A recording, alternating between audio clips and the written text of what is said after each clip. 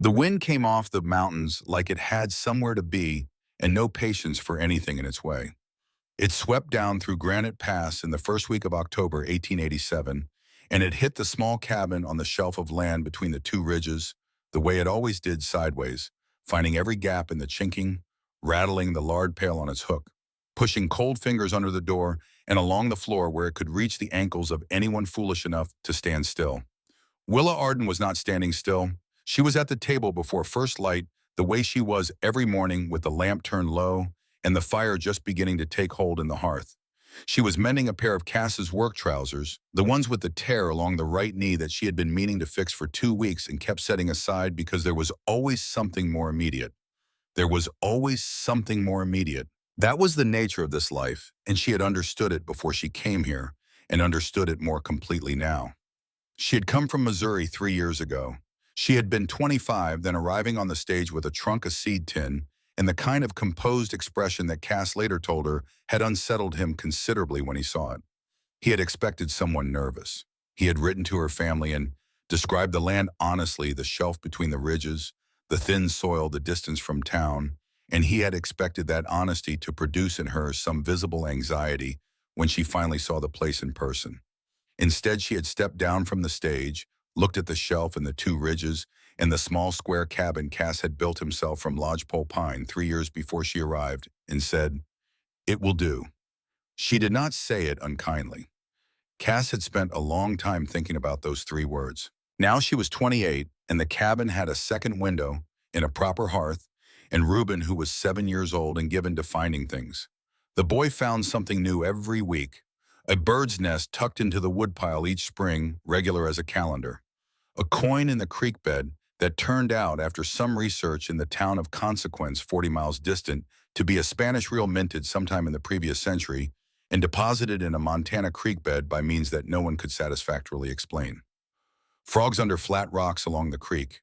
Pieces of quartz in shapes that Reuben found significant and kept in a careful row along the cabin windowsill, each one placed with the deliberateness of a boy who understood that arrangement mattered.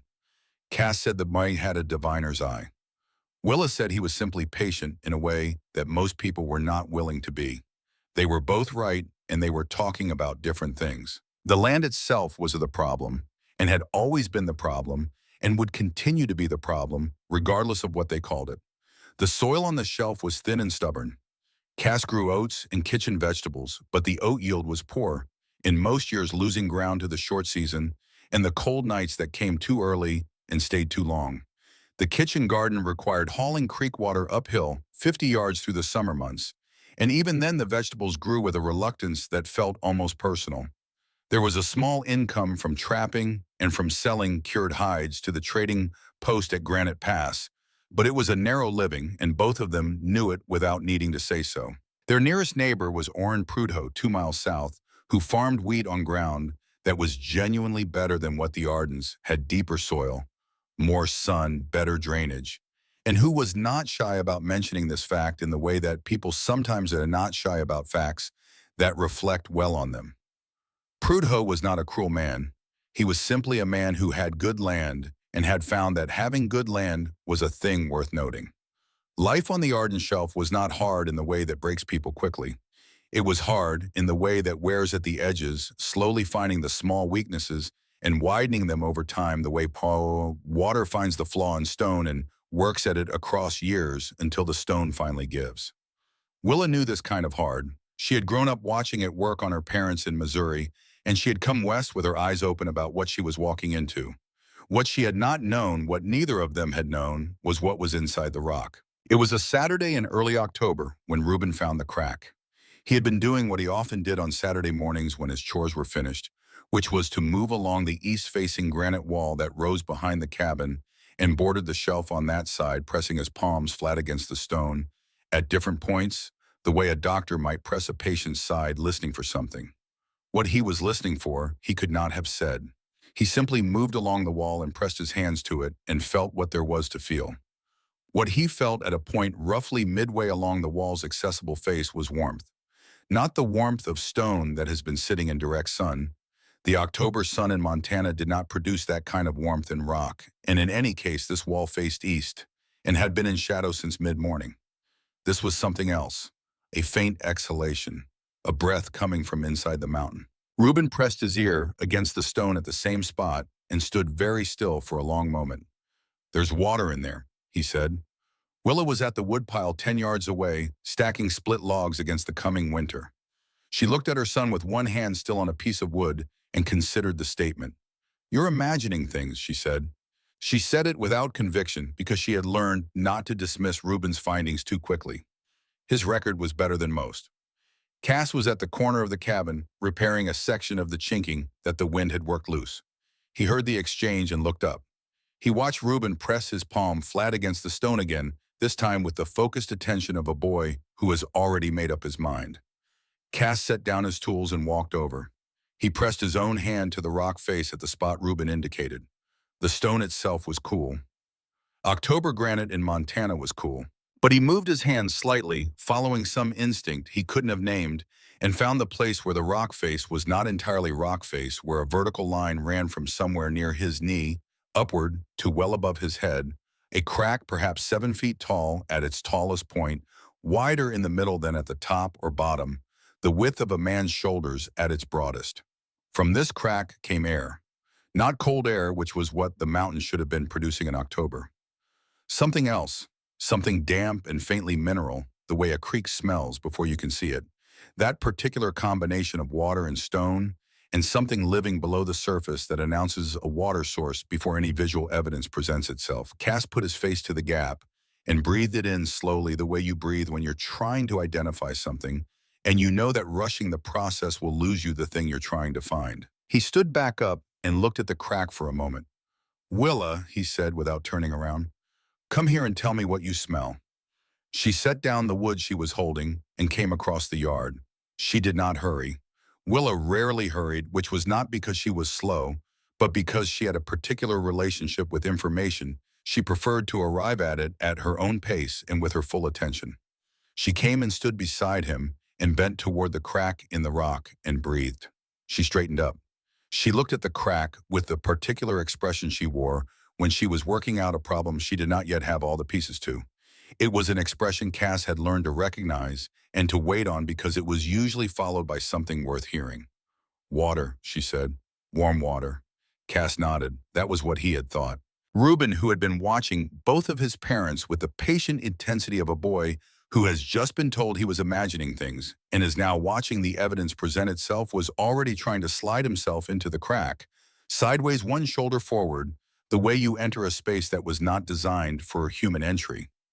"Reuben," Willa said, just his name in a particular tone. He stopped.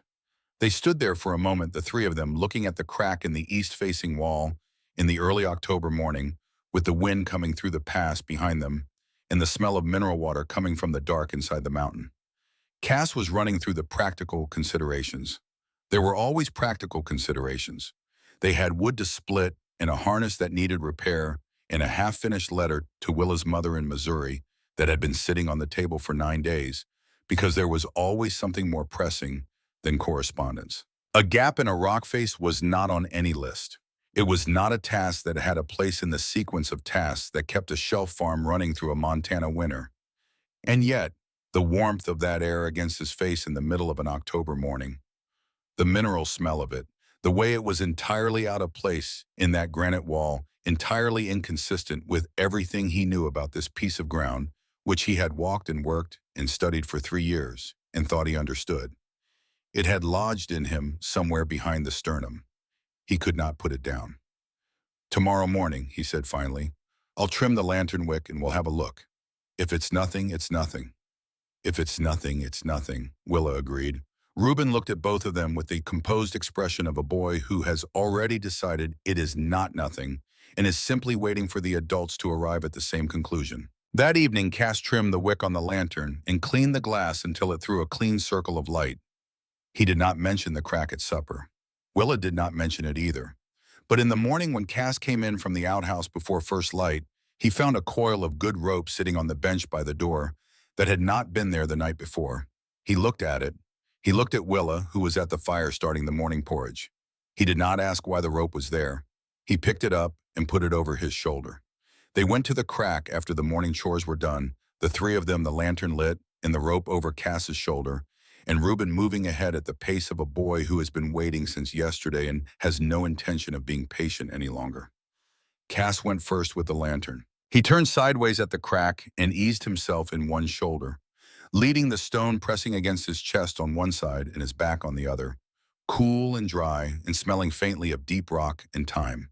He moved slowly, testing each step, holding the lantern before him to read the floor. The passage ran straight for perhaps 20 feet and then turned slightly to the left. For those first 20 feet, it was tight enough that he kept his breathing measured and his movements deliberate, the way you move in confined spaces when you want to stay calm. The stone on both sides was solid and dry. The floor was uneven but not treacherous. The air that moved against his face was getting warmer as he went deeper, and the mineral smell was growing stronger. Behind him, he could hear Willa moving through the crack with her particular economy of motion. No wasted effort, no hesitation, but no rushing either. She moved like a woman who had decided something and was simply executing the decision. Ahead of him, already around the bend and out of sight, was Reuben. Nothing short of a direct order would have held the boy back, and Cass had not given one because he had looked at his son's face at the entrance to the crack and understood that this was important to Reuben in some way that went beyond ordinary boyish excitement. The boy had found this thing. He needed to be first. Cass came around the left-hand bend in the passage. The wall stepped back, not all at once and not dramatically. It was not the sudden theatrical opening that stories tend to describe. The wall simply moved away from him in stages, the way a conversation sometimes opens first to arm's width, then to the width of a door frame, then wider, and then as he came fully around the bend with Willa pressing in close behind him to something he had no frame of reference for. He stopped. The lantern light reached perhaps 20 feet in any direction and failed at the edges, swallowed by the space. The ceiling rose above him to a height he could not immediately determine, 15 feet, perhaps 20, perhaps more, and it was not entirely ceiling. It was a series of fractured granite slabs that had settled against each other at angles over some unfathomable period of time, and in the gaps between them, thin lines of gray October daylight came through. Not enough light to see by, just enough light to know that above this space the sky existed. The light that came down through those fissures caught the moisture in the air.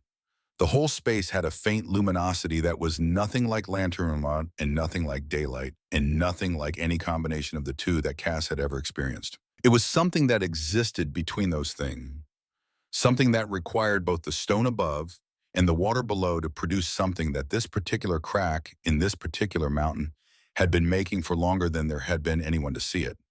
Reuben was standing in the center of the space. He had his arms out at his sides, palms turned upward, and his head was tilted back.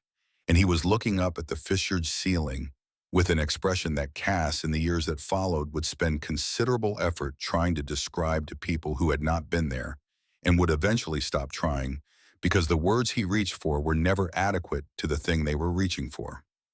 The basin was perhaps 30 feet across at its widest point. The floor was uneven granite, worn smooth in some places by water and time rougher in others. Along the eastern wall, which in the outside world corresponded to the deeper face of the granite ridge, a horizontal crack, perhaps 8 feet long, wept water steadily. Not a flow, not a pour, but a seep water finding its way through stone, the way water always eventually finds its way, thin and bright and continuous, running down the wall in a ribbon to a natural stone lip and then into a shallow basin in the floor perhaps 2 feet across, before finding its way out again through some lower crack that Cass could not see. He crossed to the seep and crouched beside it. He put his fingers into the water at the basin.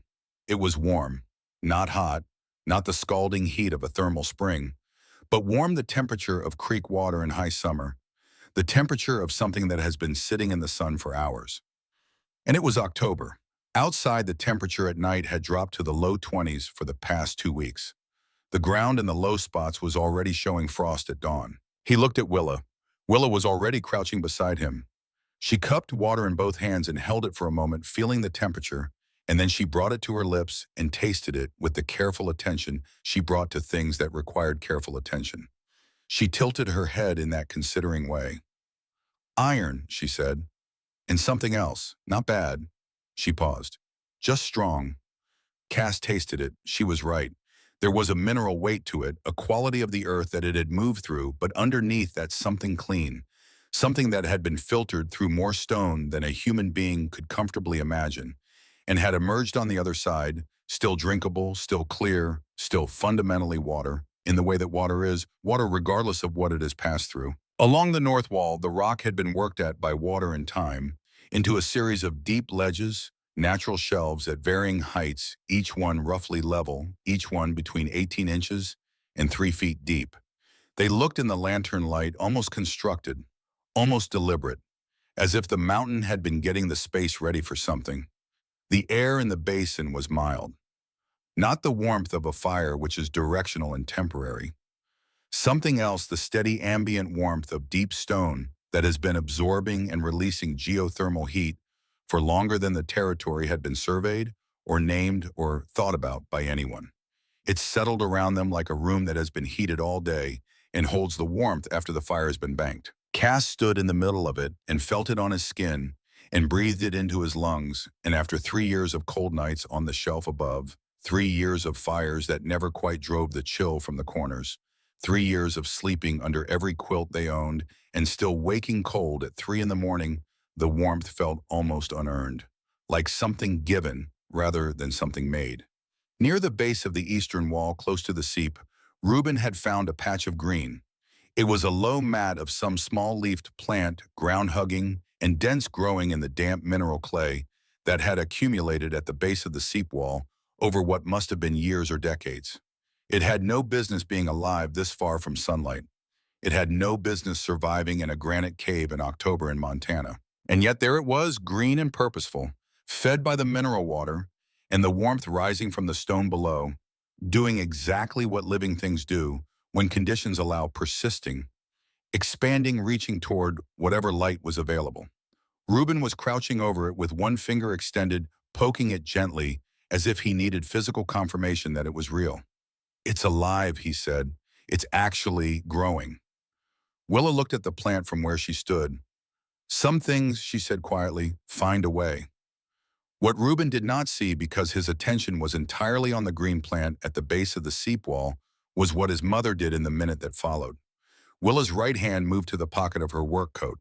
Her fingers found the small tin there, the seed tin she had brought from Missouri 3 years ago, and kept in the kitchen tin box, adding to it and selecting from it across 3 growing seasons, with the careful attention of a woman who understood that seeds were a form of savings.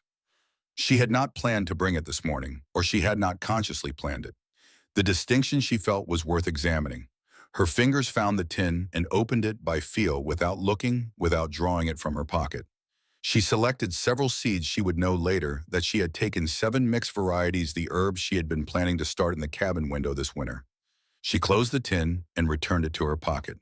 Then she moved to the base of the seep wall a few feet from where the green mat grew and crouched in the way she crouched in the kitchen garden, purposefully with her weight forward and her hands ready. The damp clay at the base of the wall was the color and texture of good river clay, the kind that holds moisture and warmth and releases it slowly. She pressed the seeds into it with her thumb one by one and at intervals of a few inches, pushing them down to the right depth, the way you do when you have been planting things since childhood, and the depth is in your hands rather than your head. She pressed the clay smooth over each one. Cass was at the far end of the basin, pacing the perimeter with the lantern and measuring in strides, pressing his free hand against the walls to feel for moisture or instability. He was not watching her. Reuben was still examining the green plant. Willa stood up and brushed the clay from her hands on her coat and looked at the wall where the seeds now sat in the damp warmth. She looked at it with the neutral expression she wore when she was making note of something she intended to return to. Then she turned and watched her husband and her son move through the lantern light in the warm stone room that no one had known existed yesterday morning. She did not say anything about the seeds. Not then. They stayed an hour that first morning. Cass paced the perimeter twice. Willa sat on a long, flat stretch of floor near the center of the basin and was quiet in a way she was rarely quiet outside, where there was always wind. Reuben collected 3 small white pebbles from the basin floor and put them in his pocket, adding them to whatever logic governed his collection. When they came back through the passage and emerged into the gray October morning, blinking in the flat exterior light, the wind had picked up and the temperature had dropped another 2 degrees. It felt like a different world. It felt like a harder world, which it was. Cass turned and looked at the crack in the granite wall with the new eyes of a man who now knew what was on the other side of it. "It's ours," he said, not as a claim, more as a recognition, as if he was noting a fact that had always been true, but had only just become visible the way a fence post becomes visible, Karin, after you've stopped seeing it because you walk past it every day. Willa looked at the crack and said nothing, but she filed the moment in the place where she kept things that would matter later. The work began that Monday. Cass was not a man who let wonder sit idle when there was still good daylight and a solid back. Wonder in his experience was only useful when it was attached to action. Otherwise, it was just a feeling, and feelings did not split wood or patch chinking or get the family through a Montana winter. The first task was light and air. He spent 2 full days on the upper face of the granite ridge with a cold chisel and a hammer, following the lines of existing fissures with his hands, learning which ones could be widened without compromising the structural integrity of the stone above. He worked carefully, a quarter inch at a time, checking below after every few strikes, where Willa stood in the basin with the lantern watching the ceiling for movement or dust that would indicate he was working in the wrong direction. After the second day's work, a column of light fell through the widened fissure and hit the basin floor in a clean shaft thin as a man's hand that moved slowly across the stone as the sun moved overhead. Real daylight coming through the mountain, coming into a space that had been lit only by the thin gray light of the fissures and whatever lantern they brought. Reuben stood in it and said it felt like standing in a warm room with a window open. Willa said that was exactly what it was. She addressed the seep wall herself. 3 mornings with a tin cup and a flat stone, redirecting the water's natural path along the stone lip, building a small clay levee, at the point where the water had been losing itself into the lower crack before it could collect. She hauled river clay from the creek in a bucket through the passage in amounts that were manageable rather than efficient, making the trip 8 times over those 3 days. By the third morning, she had the water running in a controlled channel along the eastern wall, pooling in the natural basin in the floor to a depth of 8 inches before the levee directed the overflow into the lower crack rather than allowing the whole flow to escape immediately. 8 inches of warm, clear mineral water in a granite basin. Enough for washing, enough, she was thinking, for other things, though she did not say what yet. Cass built storage shelves from lodgepole pine he cut and dried in the cabin rafters, carrying the sections through the passage in lengths short enough to manage the bend. Willa notched the frames to sit level on the uneven granite floor and lined them with split pine planks. By the end of October, the lower shelf held root vegetables and 2 crocks of preserved beans and a small tin of rendered lard protected from the freeze-thaw cycles that damaged their stores in the cabin.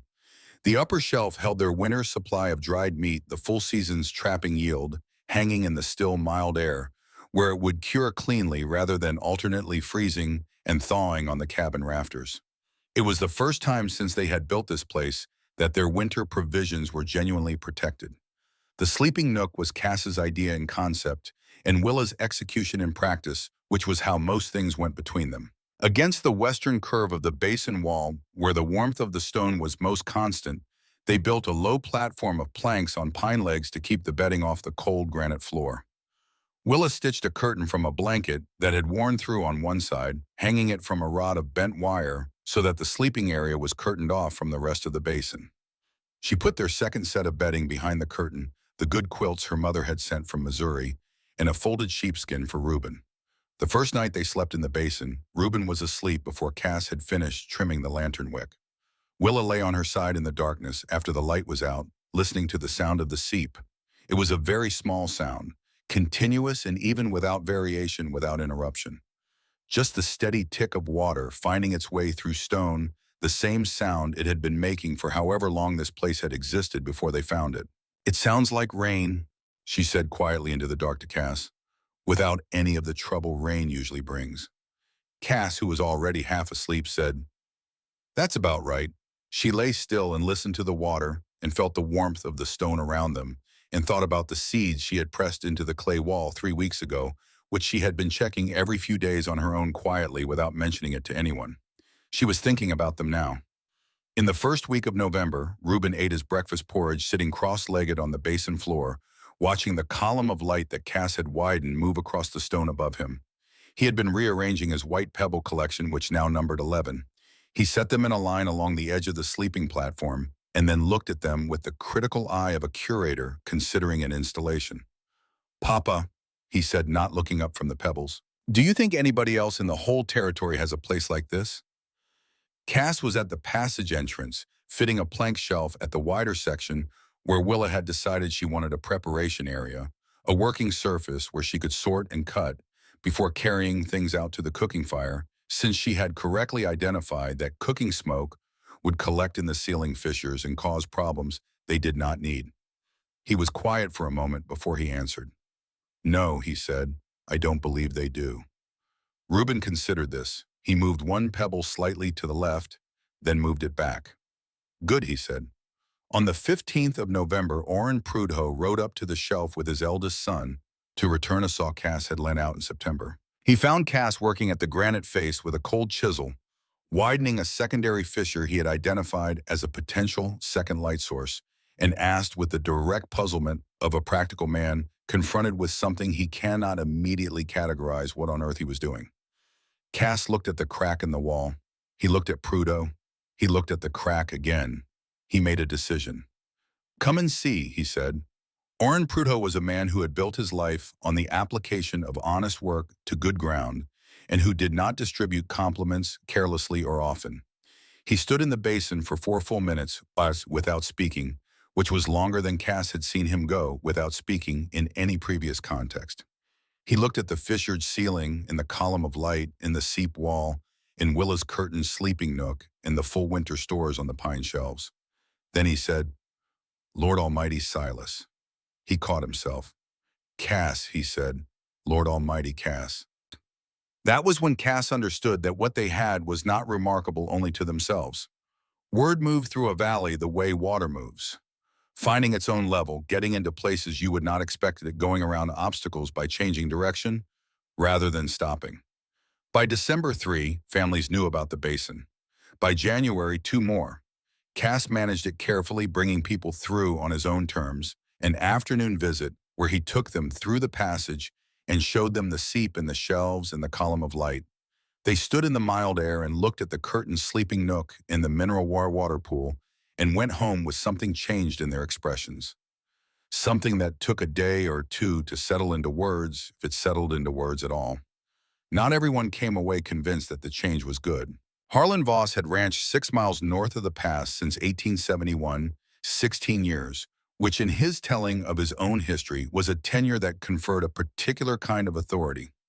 He spoke about those 16 years the way certain men speak about a military campaign, with the gravity of someone who has survived something and believes the survival itself constitutes a credential. He had opinions about land use and proper settlement practice and the correct relationship between a man and the ground he worked, and when word of the Arden Basin reached him through his wife, who had heard it from the Prudhoes, who had heard it in the course of the ordinary social commerce of a small community in a large territory, his first reaction was skepticism. His second reaction was something less easily named. He rode to the shelf on a cold, clear afternoon in mid-January. The sky was the particular hard blue of a Montana winter afternoon, the kind of blue that looks painted and doesn't apologize for its own beauty. Cass showed him the crack in the east-facing wall and offered to take him through. Voss stood in front of the crack for a long moment. He was a big man, broad through the shoulders, with a face that had been worked on by 20 years of weather until it had the texture of old saddle leather and the expressiveness of the same. He looked at the crack in the way he looked at most things, directly without hurry, as if looking were itself a form of jurisdiction. "That's a mine entry," he said finally. "Horizontal shaft into a rock face. You need to file a mineral claim." "It's not a mine," Cass said. "There's no ore. It's a natural basin. You're drawing water from it. For the household, it's our land."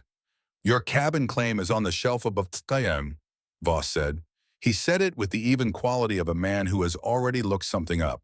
"The rock face is a separate matter. You file on the rock face." Cass had not filed on the rock face. His original homestead claim covered the shelf of land between the 2 ridges and the acreage surrounding the cabin. He had not specifically included the granite formation in the filing because it had not occurred to him to do so. The crack was in the rock that formed the eastern border of his claim. Whether it fell within the claim boundaries at the edge of them or technically outside them was a question he had not asked because he had not known there was an answer needed. He understood looking at Voss now that Voss had known this before he rode up here. "I'm just asking questions," Voss said. "A man has a right to ask questions." He looked at the crack once more at the dark opening in the granite face that led to the warm basin, and the mineral water, and the column of light, and the winter stores, and everything the Arden family had built in the space below the mountain. He looked at it for 2 or 3 seconds. Then he turned his horse and rode back down the valley without asking to see the inside. Willa had come out of the cabin when she heard Voss arrive, and she stood now at the cabin door watching him ride away down the slope toward the pass. She watched until his horse was small against the sage and the brown November grass. Cass came and stood beside him. "He didn't want to go in," Cass said. Willa said nothing for a moment. She watched the small shape of Voss on his horse growing smaller. "He didn't need to," she said. "He already knew what he needed to know."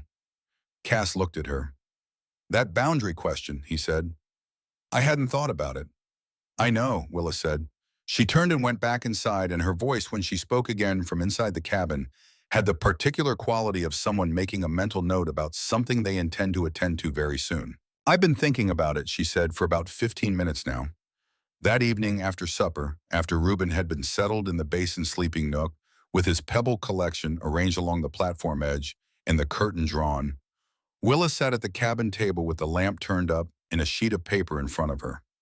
She did not write to her mother in Missouri, which was what the paper had been intended for. She drew instead a rough diagram of the shelf and the ridges marking the position of the cabin and the boundary stakes that Cass had set himself 3 years ago when he filed the original claim. She marked the position of the east-facing granite wall. She marked the approximate position of the crack. She looked at what she had drawn for a while. Then she folded the paper and put it in the kitchen tin box next to the seed tin and banked the fire for the night. In the morning, she would ask Cass to describe exactly where he had placed the eastern boundary stake, not generally but precisely with reference to the granite formation. Not at its base, at its edge, at its corner. There was a difference between those two things. She thought the difference might be significant. She would need to look at the actual survey records to be certain. And for that, she would need to make a quiet trip to the land office in Granite Pass on a day when the errand could be folded into something ordinary without drawing attention to the question she was asking. She lay in the dark beside Cass and listened to the wind find the gaps in the chinking and thought about the difference between a boundary that ran along the base of a rock formation and a boundary that encompassed the corner of one, and what that difference meant about what was inside versus what was adjacent, and which word Harlan Voss had used when he filed whatever it was she was now certain he was about to file. She already knew which word he would use. She just needed the paper to confirm it. The ride to Granite Pass took most of a morning in good weather and the better part of a day when the trail was iced over, which, in January, it usually was. Willa made the trip on a Thursday, 8 days after Harlan Voss had ridden away from the shelf without asking to see the inside of the basin. She told Cass she was going to the trading post for salt and a length of cotton batting she needed for a repair project she had in mind. Both of these things were true. She did in fact need salt. She did in fact intend to purchase cotton batting. She simply did not mention the third errand. She arrived at the land office before noon. Agent Fenn was at his desk with a ledger open in front of him and a cup of coffee that had gone cold at his elbow. He was a young man, younger than Willa had expected from Cass's description, with the careful, slightly anxious manner of someone who has recently been given responsibility and is not yet certain he is equal to it. He wore a city coat that was wrong for the climate and kept his files with the meticulous orderliness of a man who believes that neatness is a form of competence. Willa introduced herself, explained that she was the wife of Cass Arden, whose homestead claim covered the shelfland between the two ridges at the north end of the pass, and asked if she might see the boundary records for the Arden filing. Fenn pulled the file. He spread the documents on the counter between them: the original survey notation, the boundary description, the claim filing form with Cass's signature at the bottom, and stepped back with the courteous neutrality of a man who understands that the documents belong to the people they describe. Willa read them carefully. She read them the way she read anything important, which was slowly and more than once checking each phrase against her understanding of the land it described. She had been to the eastern boundary stake with Cass in the first summer after their marriage when he was showing her the extent of the property. She remembered the stake. It was a flat granite stone that Cass had set at the corner of the rock formation, his word, which she had noted at the time, and filed away without knowing why she was filing it. The survey description used different language. It described the eastern boundary as running to the granite formation along the eastern ridge. To the formation, not around it, not encompassing the corner of it. The phrase was ambiguous. It could mean the boundary ran to the base of the formation, stopping where the granite began. Or it could mean the boundary ran to the corner of the formation, making the formation itself part of the claim.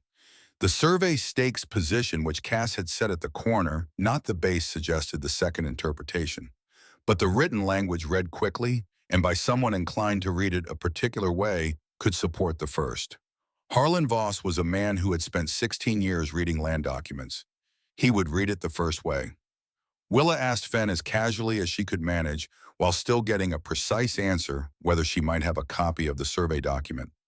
Fenn said of course and made a careful copy in his even clerk's hand while she waited. She thanked him, purchased the salt and the cotton batting, and rode home. She did not tell Cass what she had looked at.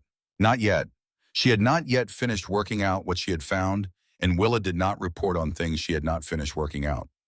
Cass had learned this about her in 3 years of marriage and had learned to wait for the report rather than asking for a draft. She put the copy of the survey document in the kitchen tin box under the seed tin, under the folded diagram she had drawn the week before. She started measuring. She measured quietly over the following weeks on mornings when Cass was working at the far end of the shelf or in the passage, and on the afternoons when Reuben was occupied with his own investigations along the creek. She measured the distance from the cabin corner to the eastern boundary stake. She measured the distance from the eastern boundary stake to the face of the granite formation. She measured the distance from the face of the formation to the point where the crack opened in the rock. She did the arithmetic 3 times on separate sheets of paper, arriving at the same result each time. Then she started on the harder calculation, the one that required her to think in 3 dimensions rather than 2, not just where the boundary ran on the surface of the ground, but where it ran through the rock. Because if the eastern boundary stake encompassed the corner of the granite formation, as Cass's placement suggested, then the formation was not adjacent to the claim. It was part of it, and if the formation was part of it, then everything inside the formation was also part of it, including the passage, including the basin, including the seep in the warm water, and the column of light, and the stored provisions, and the green plant growing at the base of the eastern wall, and the 7 seeds she had pressed into the clay on the first morning. She was not a surveyor. She had not been trained in the precise methods by which land boundaries are established and verified. But she was a woman who had spent 3 years on this particular piece of ground, walking its edges and learning its distances, and she understood geometry, and she understood what the numbers were telling her. She did not tell Cass, not yet.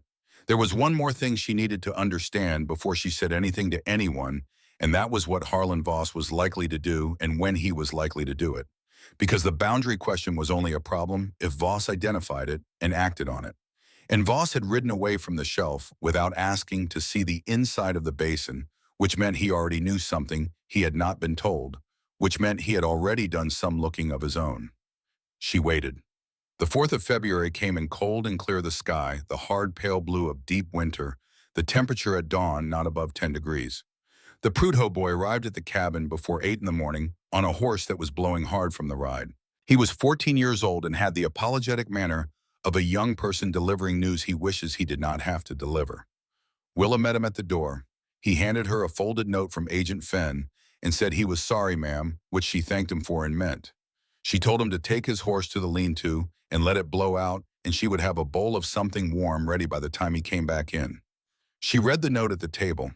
Harlan Voss had filed on the 2nd of February a preliminary application for mineral survey of the rock formation along the eastern boundary of the Arden homestead, claims citing the formation as prospectively mineral-bearing ground under the applicable mining statutes of the territory. The application had been accepted. A territorial surveyor would be appointed to conduct the preliminary examination. Until the findings of that examination were submitted and adjudicated, all improvement work on or adjacent to the rock formation in question was subject to contest as potential encroachment on claimed ground. Willa folded the note and set it on the table.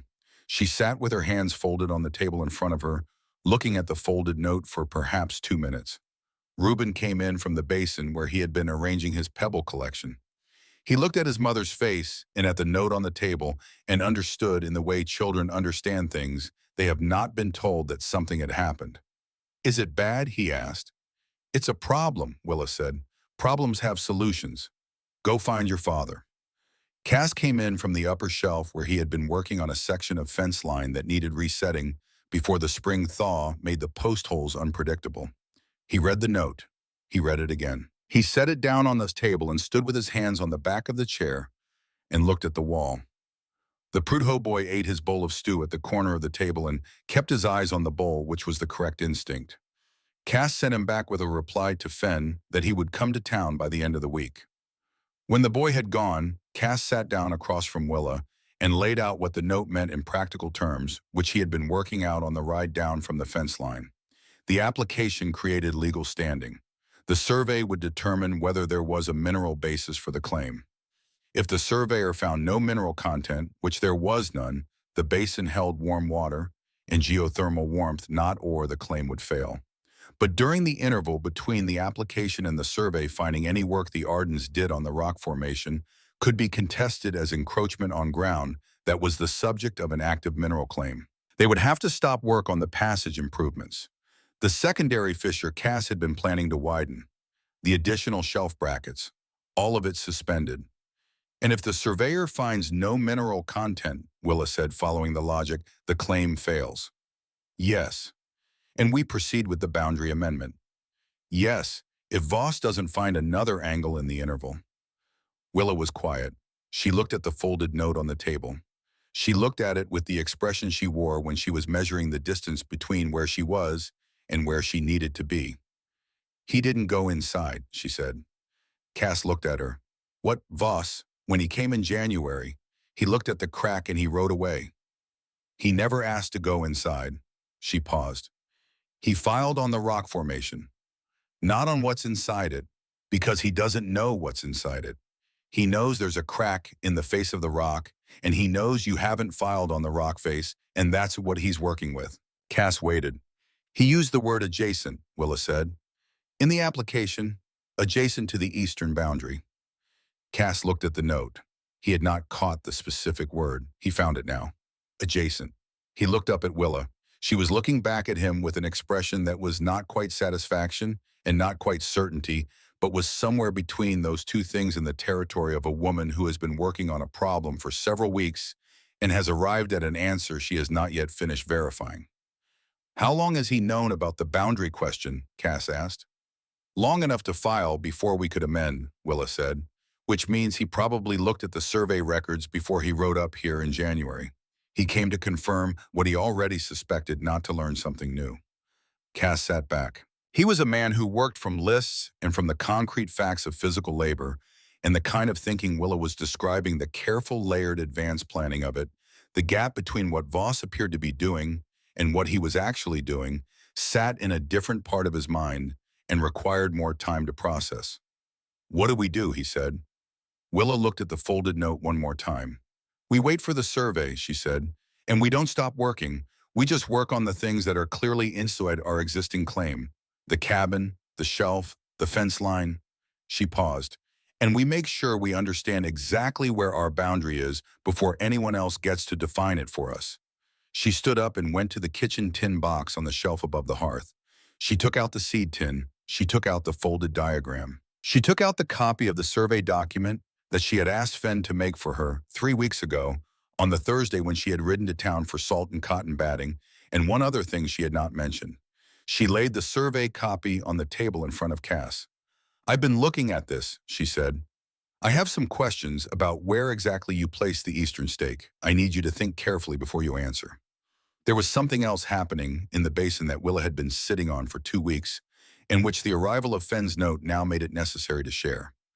The following morning, she asked Cass to come with her through the passage before he started his day's work. She took the lantern. They went through the crack and down the 40 feet of passage and into the basin in the thin winter light that came through the ceiling fissures. She took him to the eastern wall. The small-leafed plant that had been a 4-square-foot mat when Willa measured it in early January was now closer to 8 square feet. It had spread along the base of the seep wall in both directions and had begun reaching toward the column of light that Cass had widened in November, the growth nearest the light noticeably greener and more robust than the growth at the edges. It was thriving. It was by any reasonable measure of the word thriving. And alongside it, a few feet to the south in the damp clay below the seep in a section of wall that had been bare clay in October, 6 small, upright shoots stood in a line at irregular intervals. They were green. They were perhaps an inch tall, some of them slightly more. They had the particular posture of seedlings that have committed to living and are doing so deliberately. This was the first week of February. Outside, the ground was frozen 8 inches down. The temperature at night had not risen above 12 degrees in a month. The nearest living green thing on the surface of the earth was 3 months away from existing. Cass crouched beside the shoots. He looked at them for a long time without speaking. "These are herbs," he said finally. He recognized the shape of the seedlings from the kitchen garden. "Yes," Willa said. "When did you plant them?" "October, the first morning." Cass looked up at her. "You had the seeds in your pocket," he said. It was not a question. He was reconstructing something he had witnessed without fully registering. "I had the seeds in my pocket," she agreed. He looked back at the shoots. He counted them. 6 shoots from 7 seed pressed into the clay of an underground wall in October in a granite basin in Montana fed by warm mineral water and geothermal heat in a thin column of natural light. Every seed had sprouted. Every one. He sat with that for a moment. "Don't tell anyone about these," he said. "I hadn't planned to," Willa said. They stayed in the basin a few minutes more, and Cass looked at the shoots and at the green mat of the native plant and at the column of light moving slowly across the floor as the winter sun tracked low across the sky outside. And he thought about Harlan Voss filing his application on the 2nd of February, while 6 green things grew underground in February in Montana, alive and unhurried, entirely indifferent to the season. He thought about what it would mean if Voss knew about them. A warm basin with mineral water was remarkable. A warm basin where things grew in February was something else. Something that would not stay a curiosity and would not stay local. Something that people with more resources and more legal sophistication than Harlan Voss might eventually take an interest in once Voss pointed the direction. "Nobody," Cass said. He meant it as a boundary clearly drawn. Willa had already drawn it. She nodded once and turned to go back through the passage. What neither of them knew, what Willa would not learn until the end of the month, when it arrived as the kind of information that arrives too late to prevent the thing it describes, was that Reuben had already told someone. He had not told Orrin Prudhoe. He had told Prudhoe's youngest boy, whose name was Clement and who was 8 years old, and Reuben's nearest approximation of a friend, the two of them occupying the same approximate age and the same approximate territory, and finding each other's company useful in the way that children in isolated places find each other's company useful. Reuben had told Clement about the shoots 10 days before the note from Fenn arrived, on an afternoon when the two boys were at the creek looking for fish in the slow pools under the ice overhang. He had told him about the green plant too, and about the warm water, and about the column of light, and about the white pebbles he kept in a row on the sleeping platform. He had not told him these things as secrets.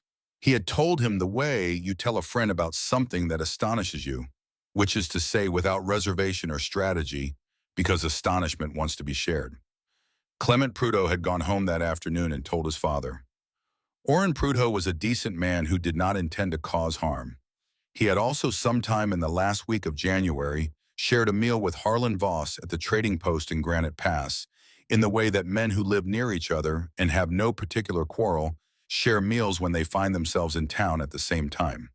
The conversation had ranged across the usual territory: weather prices, the state of the roads, the strange things that sometimes happened on the shelf land north of the pass. When Prudhoe came home and heard from Clement what Reuben had told him about the green shoots, the warm water, the underground garden growing in February, he sat with that information for a day and a half before deciding he should probably mention it to Cass directly. He was still deciding when the Prudhoe boy arrived at the Arden cabin with Fenn's note.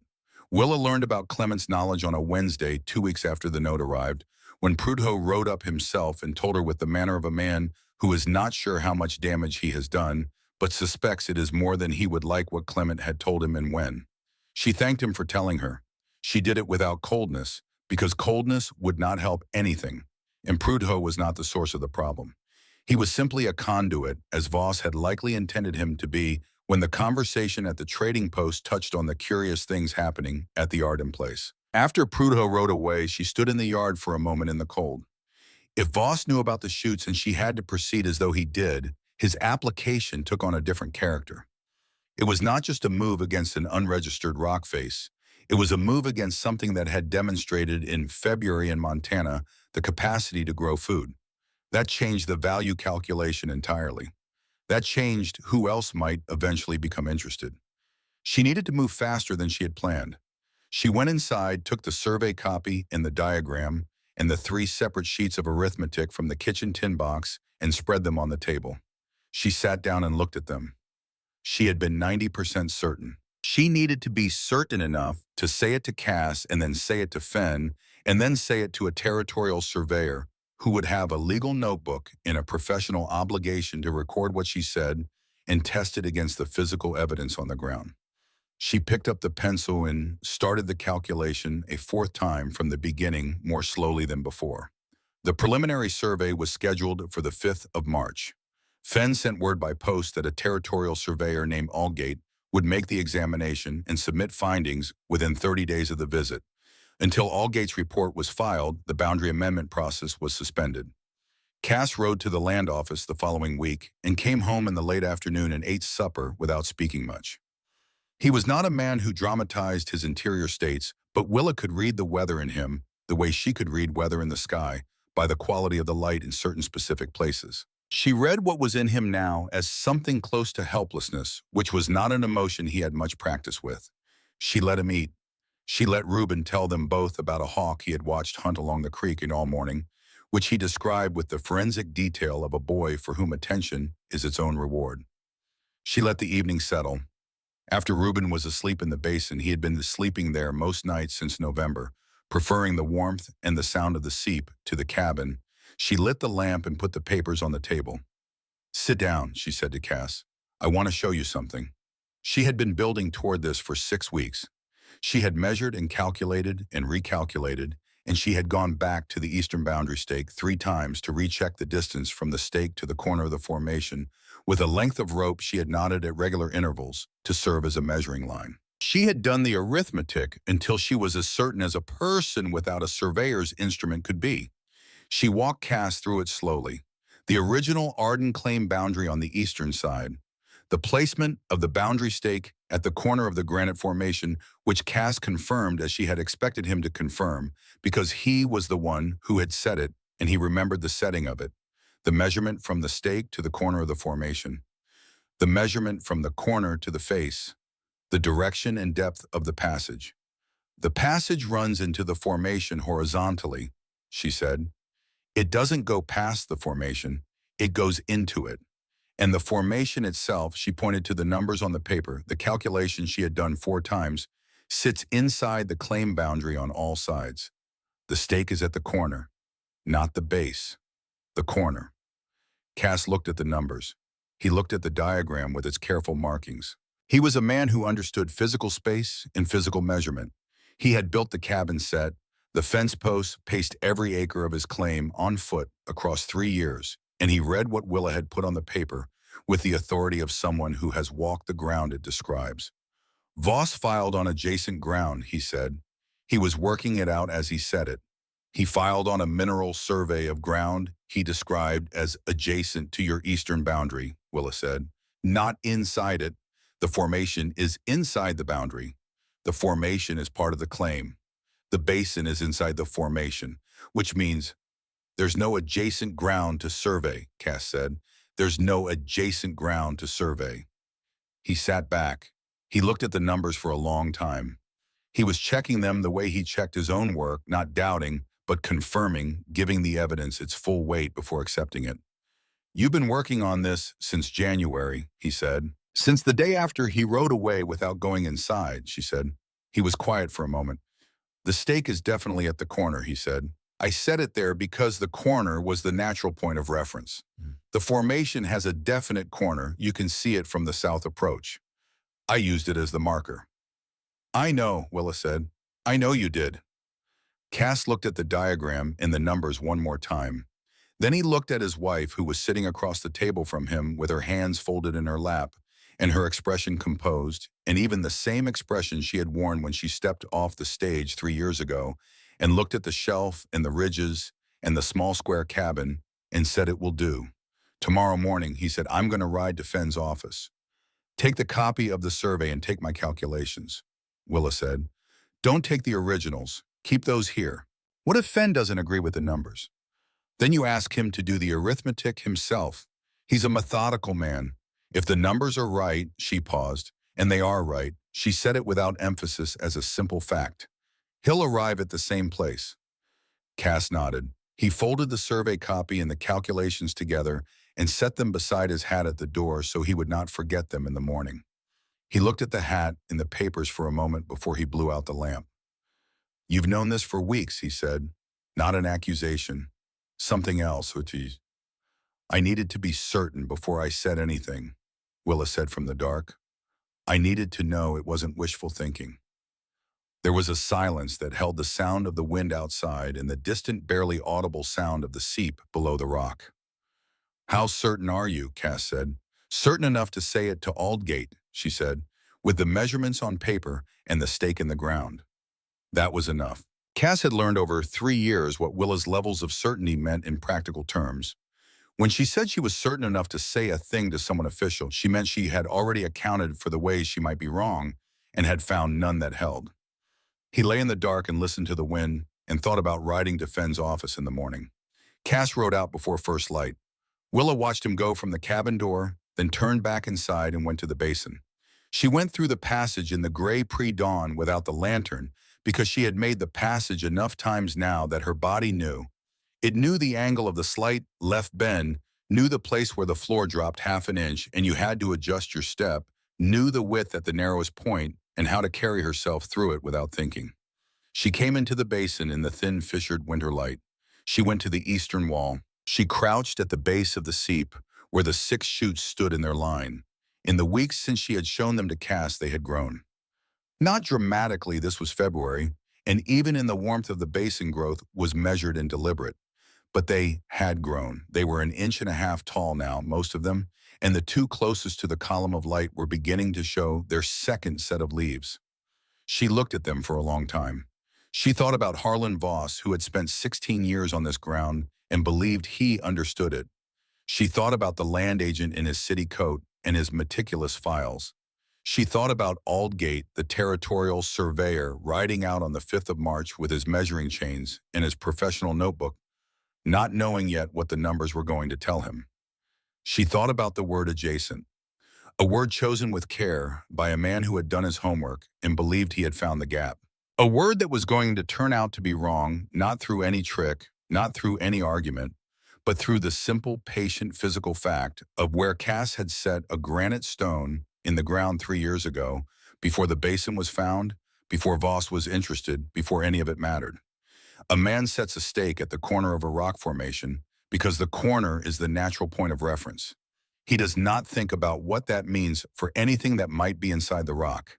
He is thinking about the fence line and the property and the acreage, not about the hollow in the mountain that nobody knows is there. But the stake stays where it is set. The corner stays where it is. The mathematics of where one thing ends and another begins does not change because no one has had reason to examine it until now. She touched one of the shoots lightly with a fingertip. It was cool and firm and entirely unapologetically alive. Some things she had told Reuben on the first morning, find a way. She stood up and looked at the basin in the winter light, the column of daylight moving slowly across the stone floor, the warm pool of mineral water along the eastern wall, the pine shelves with their stored provisions, the curtained sleeping nook in the western curve. All of this existed because a 7-year-old boy had pressed his palm against a rock face and noticed it was warm. Because a woman had followed that noticing to its source and named it correctly on the first try. Because a man had set a boundary stake at a corner rather than a base 3 years before any of it was relevant. Small decisions. Patient facts. On the 5th of March, those facts would be laid out on the ground in front of a man with measuring chains in the cold Montana air, with Harlan Voss watching from 20 yards back, and they would either hold or they would not. Willa was not a person who prayed formally or often, but she stood in the warm stone basin in the February morning and felt the warmth of the earth around her and said plainly and without performance that she had done everything she could do with what she had.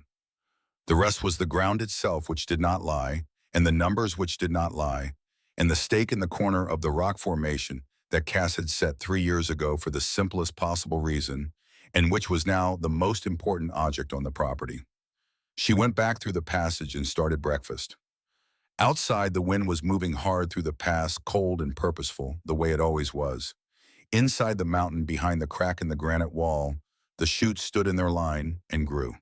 The 5th of March came in on a clear sky and a hard frost that left the sage brittle and the trail to Granite Pass glazed with a thin skin of ice that cracked under the horse's hooves like breaking glass. Willa was up before 4. She did not sleep well the night before, which was unusual for her. She was not a woman who gave insomnia much purchase. She had always believed that lying awake worrying was a form of paying twice for something that might not cost anything at all. And she had trained herself over years to set problems down at night, the way you set down a heavy load when you reach the place where you will spend the night. You pick it up again in the morning. It will still be there. But this night she had lain in the basin's sleeping nook, listening to the seep and feeling the warmth of the stone around her, and found that the problem would not be set down. It kept reassembling itself in the dark, survey document with its ambiguous language. The measurements she had taken 4 times the word adjacent in Voss's application, the granite corner stake that Cass had set in the summer of 1884 for the simplest possible reason, and which now stood as the central fact of everything. She rose at 4 and dressed without waking Cass and went to the hearth and built the fire up and stood beside it in the dark kitchen with her hands around a cup of water she had heated in the coals. She was not afraid exactly. Fear was not the right word for what she felt in the hour before dawn on the 5th of March. It was something closer to the feeling she had standing at the top of a long slope in winter, the understanding that what happened next was mostly already determined by what had already happened, by the position of things, by the pitch of the ground, by decisions made long before you arrived at the top of the slope. The slope either ran the way you needed it to run or it did not. You had done your measuring. You had checked your arithmetic. The stake was either in the corner or it was not, and you already knew it was, and in a few hours a man with professional instruments was going to confirm what you already knew. And yet, the dark hour before dawn has a way of finding the small uncertainty that daylight cannot locate. She stood by the fire and let the dark hour do what it needed to do. And when it was finished, she set the cup down and went to the tin box on the shelf and took out the papers, the survey copy, the calculations, the diagram, and looked at them one more time in the firelight. Not checking, just keeping company with them. Familiarizing herself with the shape of the argument she was going to have to be ready to articulate calmly and precisely if Aldgate had questions that Cass could not answer from memory alone. She folded the papers and put them in her coat pocket. Then she started breakfast. Cass came in from the basin at first light, having checked on Reuben, who was still asleep with his pebble collection arranged along the edge of the sleeping platform and the sheepskin pulled up around his shoulders. They ate at the table without much conversation. There was not much to say that had not already been said, and both of them understood that the morning ahead would require their attention and not their words. Before they left, Cass stood at the door and looked at Willa. "Whatever happens today," he started. "Whatever happens today," Willa said, "we will know the answer to a question. That's always better than not knowing." He looked at her for a moment. Then he put on his hat and opened the door. Agent Fenn arrived at the shelf at 9:30, riding alongside a man Willa had not met before. Surveyor Aldgate was somewhere in his 50s, weathered in the particular way that men who spend their working lives outdoors in Montana become weathered, not beaten down by it, but settled into it the way wood settles into a joint over years, until you cannot separate the pieces without breaking both. He had a measuring chain coiled over one arm and a leather notebook under the other, and the unhurried observational manner of a man for whom precision was not a discipline, but a disposition. He introduced himself to Cass and to Willa with equal directness, which she noted. He did not address Cass and acknowledge her. He addressed them both in sequence with the same brief formality. It was a small thing. She filed it. Fenn hung back slightly, his role today more witness than participant. He had reviewed Willa's calculations in his office 3 weeks ago, after Cass had ridden down with the survey copy and the papers, and had worked through the arithmetic himself on a separate sheet in the way of a methodical man who does not accept a result until he has produced it independently. He had not told Cass the outcome of that independent calculation. He had said, "I need to verify in the field, but I believe the measurements are accurate." He had said it with the quiet satisfaction of a young official who has found in a filing he is responsible for an error that the law will now correct. Willa had not been there for that conversation.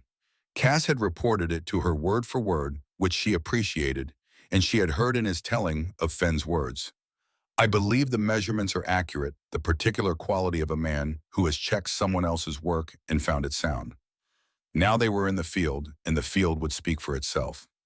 Allgate set his chain at the point Cass indicated as the southern corner of the eastern boundary, the starting point of the measurement that would establish whether the granite formation sat inside or adjacent to the Arden claim. He worked with the quiet efficiency of someone who has set chains on hundreds of parcels of Montana ground and finds the process neither tedious nor dramatic, simply something to be done accurately. He took his time. He did not rush the readings. He called measurements to Fenn, who wrote them in his own notebook, and he compared them against the recorded survey coordinates with the careful patience of a man who understands that the difference between inside and adjacent might be a matter of inches, and that inches in a legal context are the difference between everything and nothing. Willa stood back. This was the part she could not do for them.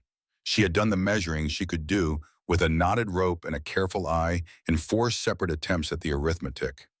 Now the man with the professional instrument in the legal notebook was doing the measuring that would matter. All she could do was stand in the cold morning air and watch and be ready to answer questions if any were asked. Cass stood near Allgate answering questions about the boundary stakes when Allgate pointed to them where they had been set, when with what reference point by whom. He answered precisely and without elaboration, which was the right instinct. This was not the moment for narrative. This was the moment for facts. Harlan Voss arrived at 20 minutes past 10.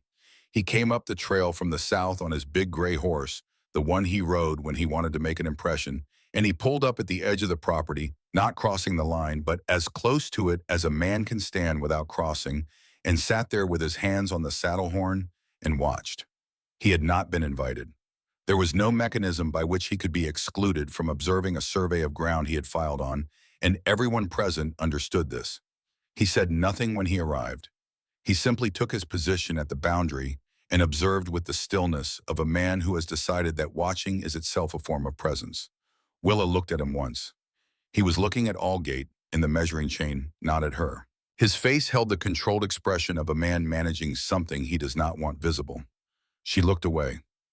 Allgate worked for the better part of an hour. He moved the chain 3 times, taking readings at different points along the eastern boundary, cross-referencing the positions of the corner stakes against the recorded survey coordinates. At one point, he crouched at the eastern boundary stake, the flat granite stone Cass had set at the corner of the formation in the summer of 1884, and examined it and the ground around it with the close attention of a man confirming something he has already established from the numbers but wishes to verify with his eyes. He stood up from the stake and looked at the face of the granite formation. He looked at the crack in the wall, the vertical line 7 feet tall, wider in the middle than at the top or bottom, from which even in the March air, a faint warmth could be felt if you stood close enough. "This goes in," he said. He was looking at Cass. 40 feet, Cass said. "Then it opens." Allgate looked at the crack. He looked at his notebook. He looked back at the crack with the expression of a man adding a physical observation to a set of numbers that have already told him something. He turned and looked at Voss, who was still at the boundary, still watching, still holding the stillness. Then he looked back at his notebook and wrote something, and whatever he wrote it with the deliberateness of a man who is producing a record and understands that what he writes next will be repeated in an official context. He closed the notebook, partially opened it again, read what he had written, and then looked up. "The granite formation," he said, and his voice had the flat, caring quality of a man accustomed to making statements in open air that need to be clearly heard, "from the corner stake at the southern point to the corner stake at the northern point, is entirely within the filed boundaries of the Arden homestead claim as recorded with the Territorial Land Office." He paused, not for effect, because he was a precise man and wanted to make sure the next sentence was equally precise. There is no ground exterior to the boundaries of that claim that is available for a mineral survey, as described in the application filed by. He consulted the notebook Harlan Voss of Granite Pass. The application is without basis in the ground as surveyed. He closed the notebook. The sound of the wind through the pass was the only sound for a moment. Fenn was writing in his own notebook with the focused speed of a man who knows he will need an exact record of this. Cass stood with his hands at his sides and looked at the ground in front of him, and Willa, watching him, saw in the set of his shoulders the particular quality of a man receiving news that he had prepared himself to believe but had not quite allowed himself to believe until this moment. She looked at Voss. He had not moved. He was still at the boundary, still on the gray horse, still with his hands on the saddle horn. But something had changed in him. It was not visible in any dramatic way. He had not gone pale or slack or anything as legible as that. It was in the quality of his stillness. For Allgate spoke, his stillness had been the stillness of a man watching an outcome that had not yet been determined. After Allgate spoke, his stillness was something else. It was the stillness of a man who has just understood that the ground beneath him is not the ground he thought it was, not the literal ground. He was standing on the same soil he had always stood on. But the ground of his understanding, the ground of 16 years of opinions about what this valley would and would not yield, about who had good land and who had poor land, and what the difference meant, that ground had shifted under him in a way that no amount of standing still could prevent. He stayed at the boundary for one more minute, perhaps a little more. He looked at the crack in the granite wall. He looked at it the way he had looked at it in January, directly, without hurry, as if looking were a form of jurisdiction, but without the authority that looking had carried in January. Just looking now. Just a man looking at a gap in a rock face that led to something he would never see. Then he turned the gray horse and rode back down the valley. He did not say anything. He did not look back. Willa watched him go. She stood in the cold March air and watched Harlan Voss ride away from the thing he had spent 6 weeks trying to take, and she felt not triumph. Not the particular warm flush of having beaten someone at something. Something quieter than that. Something that was closer to the feeling she had when she finished a calculation and the numbers came out the same for the 4th time, and she knew with the certainty that only repetition produces that she had gotten it right. The right answer had been right the whole time. It had simply been waiting for the right moment to be confirmed. Fenn filed the formal finding in Granite Pass the following week. The Voss application was officially rejected on the grounds that the subject formation lay entirely within the existing Arden homestead claim and was not available for mineral survey under the applicable statutes. Cass's boundary amendment, the formal addition of the geological formation to the explicit language of the original claim, was submitted alongside the survey finding and moved through the process with the efficiency that the Territorial Land Office could apparently achieve when the situation was clear and the documentation was thorough. 30 days after the 5th of March, the amended claim document arrived at the Arden cabin by way of the post-rider who came through Granite Pass twice a month. It was a single page with the Territorial Land Office seal at the top and Fenn's signature at the bottom, and the language of the amendment in the careful formal prose of official documents everywhere. The geological formation known locally as the Eastern Granite Ridge, comprising the rock face and all interior cavities therein, is hereby incorporated into the filed boundaries of the Arden homestead claim. All interior cavities therein. Cass read the document twice at the table, then set it down. Reuben, who had come in from the basin with 11 new pebbles he had located in a crack he had not examined before, sat down beside his father and looked at the paper. He traced the seal at the top with his index finger, going around the circular impression with the careful attention he brought to objects that seemed to him to carry significance. "What does it mean?" he asked. Cass looked at the paper. He looked at his son. "It means this is ours," he said. Reuben looked at the seal. He traced it again. "It was always ours," he said. Cass was quiet for a moment. He looked across the table at Willa, who was at the hearth with the morning's bread dough, not looking at either of them. "Yes," Cass said, "but now the paper agrees." Willa set the dough on the board and turned it once with the heels of her hands. She did not look up. But she was smiling the particular smile she wore when she had known a thing for a long time and was in the process of watching everyone else arrive at it. Spring came to Granite Pass the way spring always came to that part of Montana, not as an arrival, but as a slow accumulation of evidence. The frost line retreated downward through the soil in increments. The creek ran higher and faster with the snowmelt from the upper ridges. The sage put out its first cautious green at the tips of last year's gray branches. The temperature at night began to move in the right direction, reluctantly, as though Montana spring understood that the reputation of Montana winters depended on not conceding the field too quickly. On the shelf above the basin, the change was gradual and welcome. Below the shelf, inside the rock, spring arrived differently. The herb garden along the eastern wall of the basin had expanded through the winter, with the slow, deliberate persistence of things that grow in the absence of opposition. By the time the frost was out of the upper ground in April, the garden covered 15 feet of the eastern wall, a dense layered mat of green that moved in the faint air currents of the basin the way a field moves in wind. The 6 shoots from February were no longer shoots. They were plants recognizable now as the herbs they had always intended to be, set in their clay bed along the seep wall with the settled look of things that have decided where they live. Willa added to the garden in April. She brought onion starts from the cabin window where she had been growing them in small clay pots since January.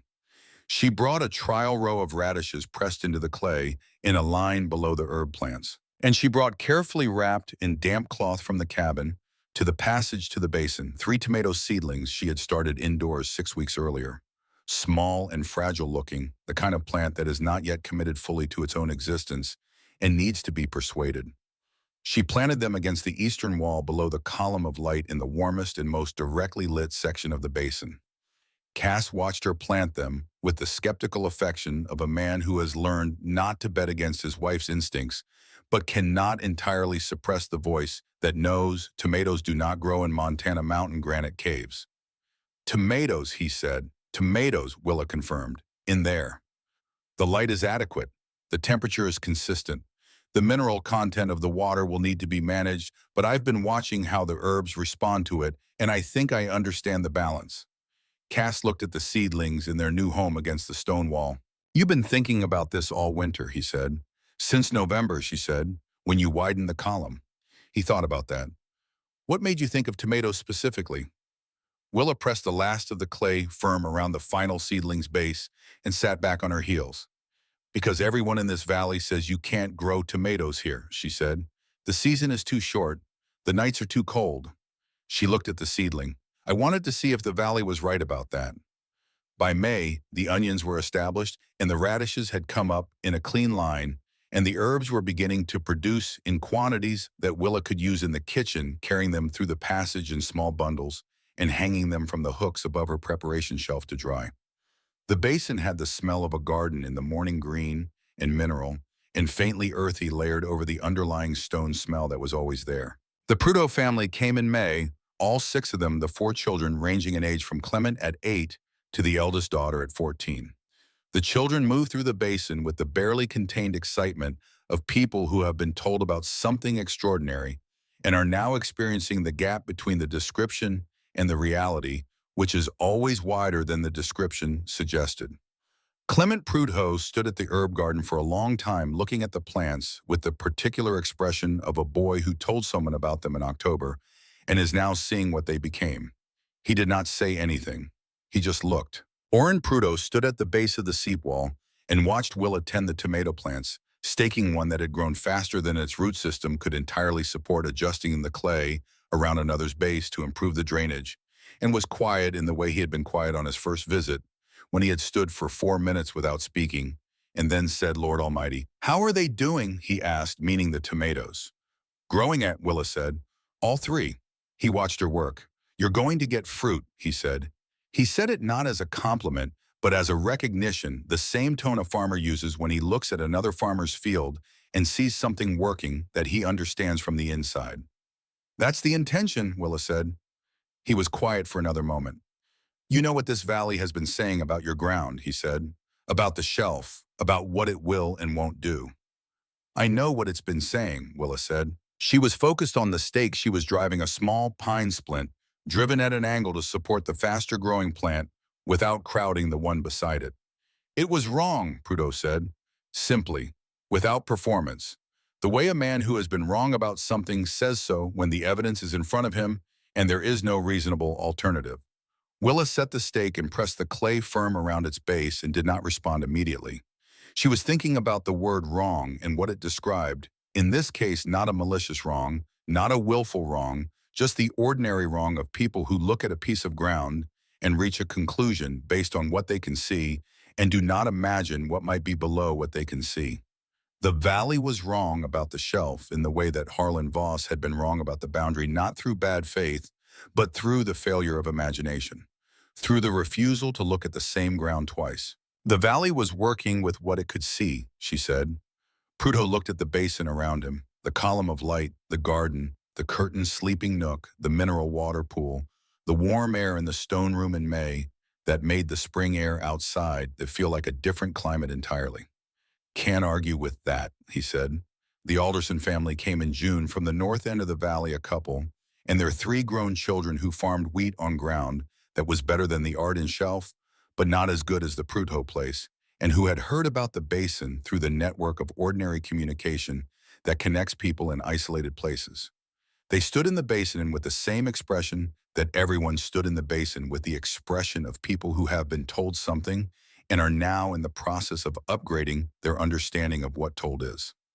After each visit, the same thing happened. The visitors stood in the mild air and the angled light and said some version of the same thing, which was that they would not have believed it if they had not seen it. They said it to Cass mostly because he was the one who took them through the passage and showed them the seep and the shelves and the column of light. But Willa noticed as the visits accumulated that their eyes went to the garden, to the green along the eastern wall, to the tomato plants with their increasingly purposeful vertical reach toward the light. The plants were the part that landed differently than everything else. The basin itself was remarkable, warm, sheltered, lit by stone-filtered daylight, supplied with mineral water. These things were wonders, and people responded to them as wonders. But the plants in February, the herbs in May, the tomatoes in June, pushing skyward in a Montana granite cave with their small yellow flowers beginning to form at the stem nodes, these were not just wonders. These were arguments. They were arguments against the ordinary understanding of what this land could do and could not do. Arguments conducted not in words, but in the quiet, irrefutable language of living things that have decided to live somewhere and are doing so regardless of whether the prevailing opinion endorses the decision. July came in warm, which was a mercy. On an evening in the second week of July, Reuben Arden sat at the edge of the stone pool in the basin with his collection of white pebbles arranged in a row beside him. He had been counting the tomatoes on the vine. There were 9 on the 2 plants that had set fruit. The 3rd plant was still flowering, still deciding, taking its time the way the 3rd of anything tends to take its time. 9 tomatoes, small and green still, but unmistakably there, unmistakably real.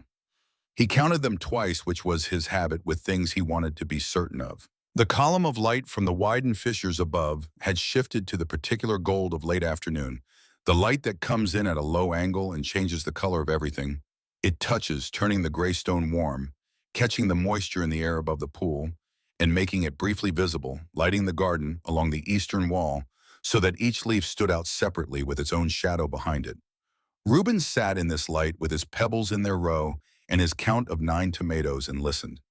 He could hear his father at the preparation shelf in the passage, the steady rasp of a tool being sharpened against a whetstone, measured and rhythmic, the sound of a man doing a simple thing with full attention. He could hear from somewhere above and outside, faint and intermittent, through the fissures in the ceiling, his mother's voice. She was on the shelf above, in the last hour of daylight, doing something he couldn't see, and she was singing to herself the way she sang when she thought no one was close enough to hear. He listened to both of these things at once, his father's rasp, his mother's voice laid over the continuous quiet note of the seep, which was always there, which had been there every day since October when they first came through the crack, and which Reuben had come to understand without being told was the sound the basin made when it was simply being what it was. He picked up a pebble from the row, the newest one found that morning, in the crack between 2 floor stones near the northern wall, white and smooth and slightly flattened on one side, and added it to the end of the line. The pebbles numbered 34 now. He had stopped telling his father how many there were because his father had started looking mildly alarmed at the accumulation, and Reuben understood that some things were better appreciated by the person who understood them than explained to the people who did not yet. He looked at the line of pebbles. He looked at the 9 tomatoes on the vine. He looked at the column of gold light moving slowly across the floor of the stone room his family had found and made and kept. He thought about the afternoon in October when he had pressed his palm flat against the granite wall and felt the warmth coming through from the other side, and how he had told his mother there was water in there, and she had said he was imagining things, and how she had said it without conviction, which had told him she did not entirely believe herself. He thought about the morning they had come through the crack for the first time and how Owen he caught himself. Reuben. He was Reuben. He sometimes forgot in the way that children who spend a lot of time alone forget the distinction between what they think and what they say. He thought about that first morning and what it had felt like to come around the bend in the passage and have the walls step back and keep stepping back until there was space around him that he had not expected and could not entirely account for. He had spread his arms. He remembered doing that. He had spread his arms and tilted his head back and looked up at the fissured ceiling with the thin lines of real sky visible through it, and he had felt he still did not have a word for what he had felt, and 7 years old had not given him more language for it, only more time in the presence of the feeling. Something like recognized, maybe. As if the basin had been waiting for them to arrive at it, and when they arrived, the recognition was mutual. On a Saturday in the last week of July, Orrin Prudhoe made his second visit to the basin, this time alone, leaving his family at the farm while he made the 2-mile ride up to the shelf on the pretext of returning a post auger he had borrowed from Cass in the spring. He handed over the auger at the cabin door and then stood for a moment in the way of a man who has decided to say something. "I'd like to see it again," he said, "if that's all right." Cass took him through. Prudhoe stood at the eastern wall and looked at the tomato plants for a long time. 2 of the 9 tomatoes had begun to turn.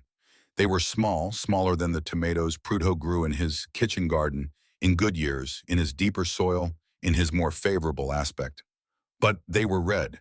In July, in a Montana granite cave, they were beginning to turn red. Prudhoe shook his head slowly. "You know what this valley has been saying about your ground for 10 years, Cass," he said. "I know what it's been saying," Cass said. "Well," Prudhoe looked at the tomatoes. "It was wrong." Willa was at the preparation shelf in the passage working through a crock of dried beans, sorting out the ones that had gone soft over the winter. She heard what Prudhoe said. She heard Cass's answer. She heard the word wrong said the same way Prudhoe had said it to her in May, with the honest flatness of a man who has looked at evidence and amended his position. She smiled.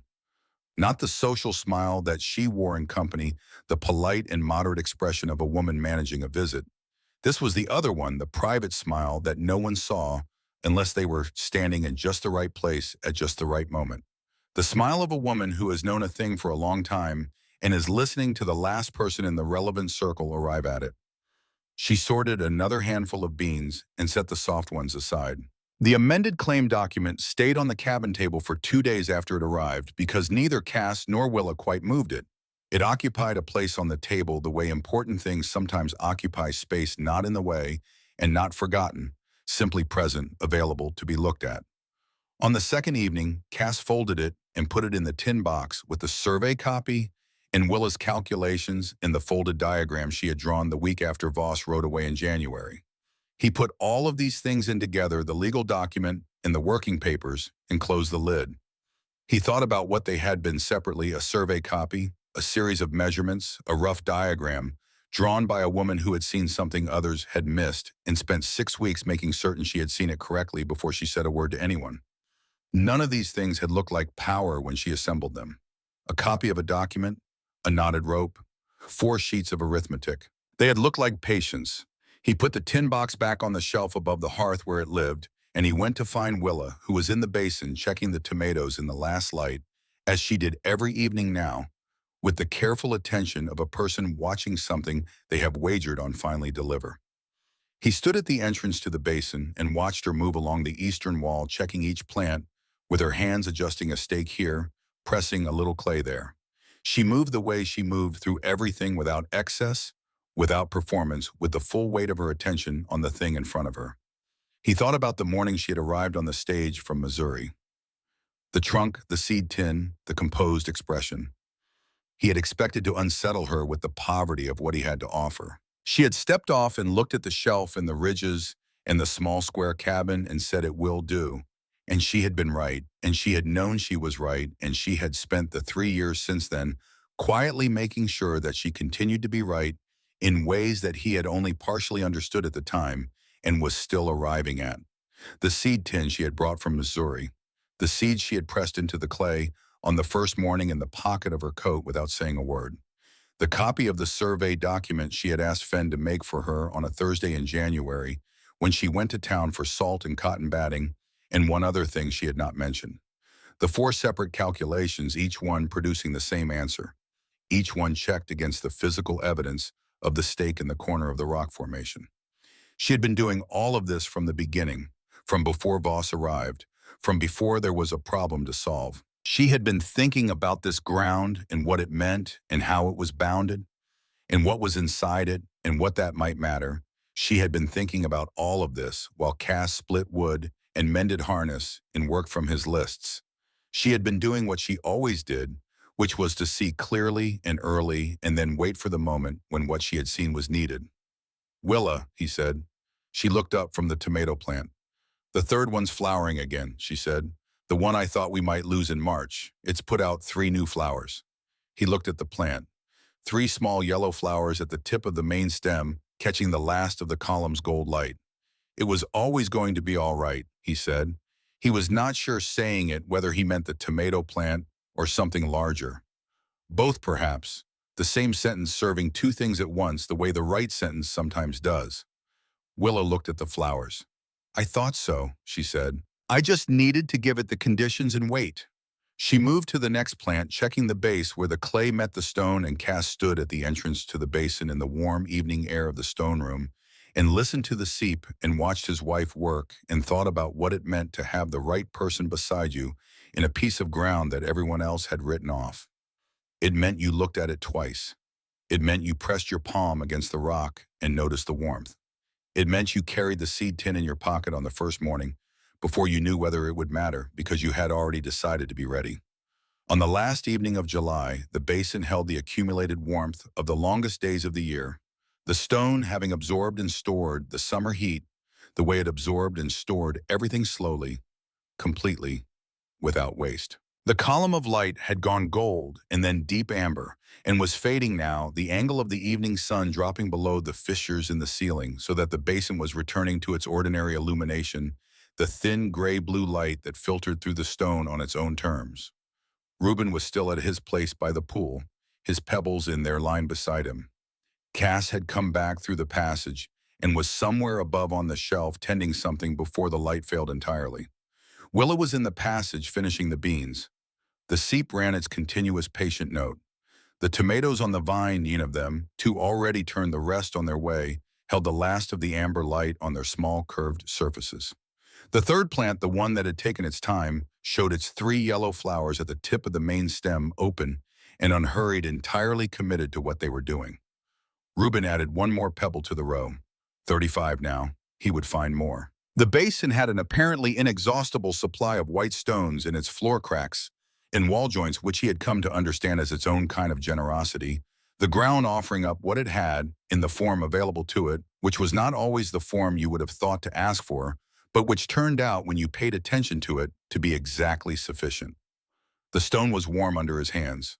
From above, through the fissures faint and far away, he could hear his mother's voice, the same song she had been singing for as long as he could remember, something from Missouri, that her mother had sung to her, passed down through the women of her family, the way useful things are passed down. He could not make out the words from here. He could only hear the shape of it, the rise and fall, the particular quality that made it recognizable as hers even at this distance. He listened to the song. He listened to the seep. He looked at the line of 35 pebbles and the 9 tomatoes and the 3 yellow flowers and the fading amber light on the stone ceiling above him. Everything just now was exactly enough.